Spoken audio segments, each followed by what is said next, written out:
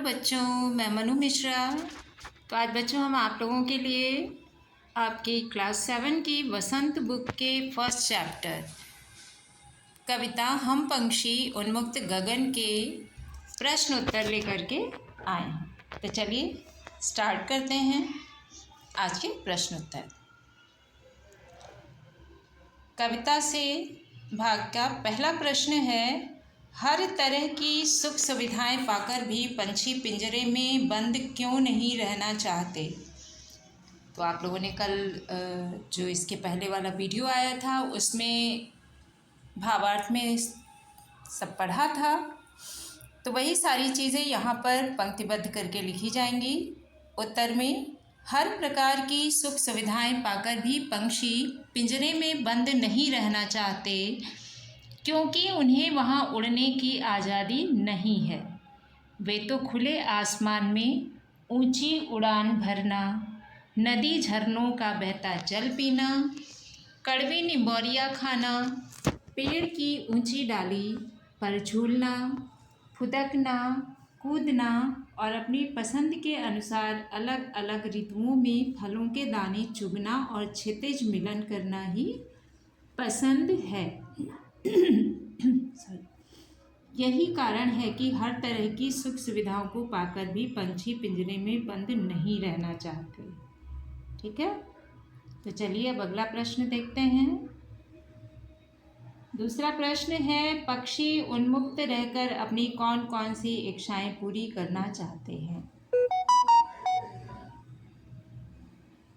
पक्षी उन्मुक्त रहकर नदी का बहता जल पीना चाहते हैं, वृक्षों पर लगने वाले फल खाना चाहते हैं। पक्षी वृक्ष की फुनगी पर चढ़ना चाहते हैं, खुले आसमान में उड़ना चाहते हैं। अब तीसरा प्रश्न है, इसमें आपको भावार्थ लिखने होंगे इस लाइन के। या तो क्षितिज मिलन बन जाता या तनती सांसों की डोरी। तो इसमें आप लोग जब लिखेंगे उत्तर, तो सबसे पहले जब लाइन लिखेंगे तो उसमें पहले लिखेगा या तो और उसके बाद डैश डैश लगा करके फिर सबसे लाइन के लास्ट में लिखिएगा डोरी और उसके बाद में ये भावार्थ लिखिएगा। इन पंक्तियों में पंक्तियों हम भूल गए हैं। इस पंक्ति में कवि पक्षियों के माध्यम से कहना चाहता है कि यदि मैं स्वतंत्र होता तो उस असीम क्षितिज से मेरी होड़ हो जाती। होड़ यानी प्रतियोगिता। मैं इन छोटे छोटे पंखों से उड़कर या तो उस क्षितिज में जाकर मिल जाता या फिर मेरा प्राणांत हो जाता। क्षितिज आप लोगों को बताया था इससे पहले वाले वीडियो में, जहाँ पर वो जगह जहाँ पर एक लाइन सी दिखती है और उस लाइन पर धरती और आसमान आपस में मिलते हुए दिखाई देते हैं। तो अब आपके प्रश्न अभ्यास में जो भाग है कविता से आगे, उसके प्रश्न देखते हैं। तो पहला है, बहुत से लोग पक्षी पालते हैं। उसका क भाग है, पक्षियों को पालना उचित है अथवा नहीं। अपने विचार लिखिए। फिर उत्तर में ये लिखा जाएगा, हमारे दृष्टिकोण से पक्षियों का पालना उचित नहीं है। इससे हम उनकी आज़ादी पर रोक लगा देते हैं। उनकी इच्छाओं, सपनों और अरमानों पर पाबंदी लग जाती है। अतः पक्षियों को पालना सही नहीं है। उन्हें प्रकृति में स्वच्छंद विचरण करने देना चाहिए। उन्हें वही प्रसन्नता मिलती है। स्वच्छंद अगर आप नहीं लिखना चाहते हैं तो यहाँ पर आप स्वतंत्र लिख सकते हैं। ठीक है, अगला प्रश्न है इसी का खा भाग। क्या आपने या आपकी जानकारी में किसी ने कभी कोई पक्षी पाला है? उसकी देखरेख किस प्रकार की जाती होगी, लिखिए।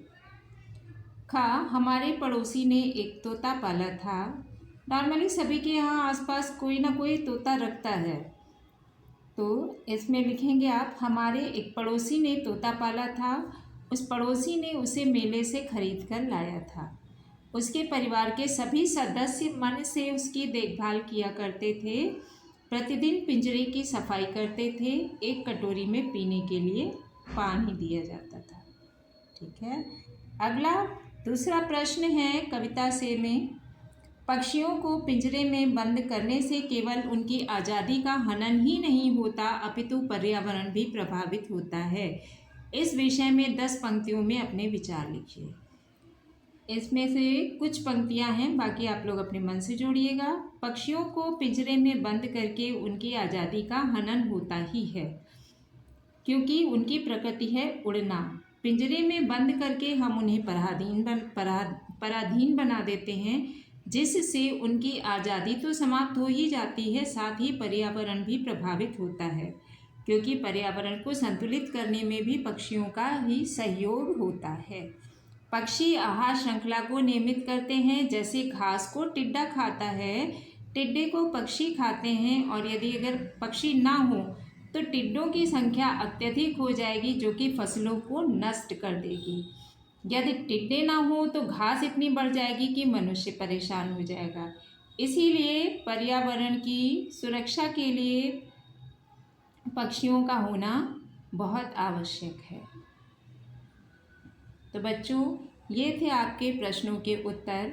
अब अगले पाठ का अर्थ और उसका सारांश लेकर हम अगले वीडियो में आएंगे। तो आप लोग इसको देखिए, और आप लोगों को अगर इसमें कुछ अलग से हेल्प चाहिए तो आप प्लीज़ हमें लिखें, तो हम उसके लिए अलग से एक वीडियो बनाएंगे। आप हमारे चैनल को सब्सक्राइब करिए। आपका दिन शुभ हो।